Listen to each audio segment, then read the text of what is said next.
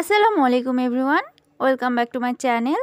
আজ আমি পুরভরা কাঁকরোল তৈরি করে দেখাবো। আর এই কাঁকরোল যদি বাসায় বানিয়ে নেন তাহলে সবাই চেটে পুটে ভাত খেয়ে ফেলবে। এতটাই মজা, দেখতে যেমন সুন্দর, খেতেও কিন্তু অনেক মজা। এটা বানানোর জন্য প্রথমেই আমি নিয়ে নিচ্ছি এরকম কাঁকরোল। আর কাঁকরোলটা আমি মাঝখান দিয়ে কেটে নিয়েছি, খুব ভালো মতো ধুয়ে নিয়েছি। আর এগুলোকে এখন আমি ভাপ দিয়ে নিব 3 থেকে 4 মিনিট। এখানে আমি 2 কাপ পরিমাণ পানি দিয়েছি আর দিচ্ছি সামান্য পরিমাণ লবণ আর সামান্য পরিমাণ হলুদ। লবণ আর হলুদের মধ্যে এখন আমি কাঁকরোলটা ভাপ দিয়ে নিব। কাঁকরোলগুলো লবণ আর হলুদ পানির মধ্যে দিয়ে দিয়েছি। এখন আমি এগুলো চুলোতে দিয়ে 3 মিনিটের মতো জাল দিয়ে নিলেই হয়ে যাবে। আর কাঁকরোলটা এমনভাবে ভাপ দিতে হবে যেন খুব শক্ত না থাকে, আবার খুব বেশি নরম না হয়ে যায়। এদিকে খেয়াল রাখতে হবে। এর জন্য বলতেছি সময় ধরে 3 মিনিট জাল দিয়ে নিলে হয়ে যাবে। দেখুন কাঁকরোলগুলো আমার সিদ্ধ হয়ে গেছে। এখন আমি এগুলোকে পানি ঝরিয়ে নামিয়ে নিচ্ছি। এরকম ছাঁকনির মধ্যে রাখলে পানি খুব সুন্দরভাবে ঝরে যাবে। এখন আমি কাঁকরোলের মাঝখানের এই বীজগুলো ছোট চামচের সাহায্যে এভাবে সব তুলে নিব। সবগুলো কাঁকরোলের তুলে নেওয়া হয়ে গেলে এগুলো আমি ফেলে দিব না, এগুলোও কাজে লাগবে, আমি পরে দেখাচ্ছি। এভাবে আমি সবগুলো বীজ বের করে নিয়েছি। দেখুন এই যে কাঁকরোলের খোলগুলা, এগুলোও কাজে লাগবে আর বীজগুলোও কাজে লাগবে, আমি দেখাচ্ছি।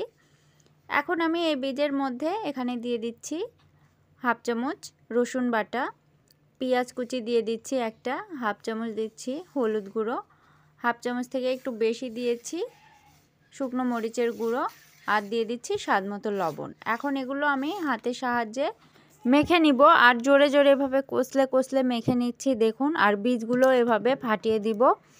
এখন এর মধ্যে আমি দিয়ে দিচ্ছি 2 টেবিল চামচ ময়দা। এখানে আপনারা চালের গুঁড়িটাও ব্যবহার করতে পারেন, তবে ময়দাটা দিলে লেগে থাকবে আর এই পুরটা বের হয়ে আসবে না, সুন্দর মতো কাঁকরোলের সাথে সেট হয়ে যাবে।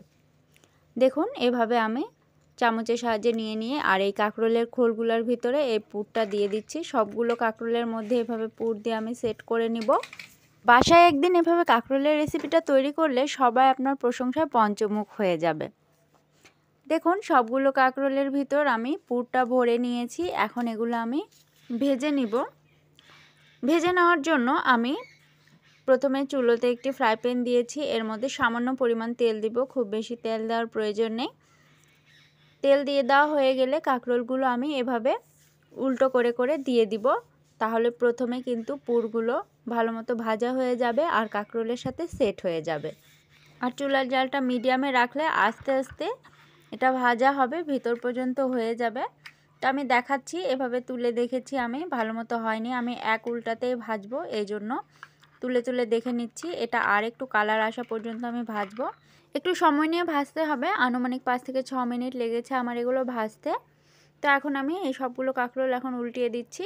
দেখুন খুব সুন্দর একটি কালার চলে এসেছে আর এগুলো ভিতর পর্যন্ত হয়েও গেছে। উল্টে দেওয়ার পর আমি বেশিক্ষণ ভাজবো না ওপিঠটা, কারণ সেদ্ধ করাই আছে। আরও 2 মিনিটের মতো ভেজে নেব, তারপরে কিন্তু এগুলো হয়ে যাবে। দেখুন এখন আমি এগুলোকে নামিয়ে নিচ্ছি। দেখলেন তো কত কম সময়ে কাঁকরোলের এই রেসিপিটি তৈরি হয়ে গেল। বাসার কেউ যদি কাঁকরোলের ভাজি বা তরকারি খেতে না চায় তাহলে এভাবে বানিয়ে দিবেন, আশা করি অবশ্যই পছন্দ করবে। আর আমার রেসিপি ভালো লাগলে চ্যানেলটি সাবস্ক্রাইব করে দিয়ে পাশে থাকা বেল আইকনটিতে ক্লিক করে দিবেন আমার নতুন নতুন ভিডিও সবার আগে পাওয়ার জন্য। আজকের মতো এখানেই বিদায় নিচ্ছি। সবাই ভালো থাকবেন, সুস্থ থাকবেন। আল্লাহ হাফেজ।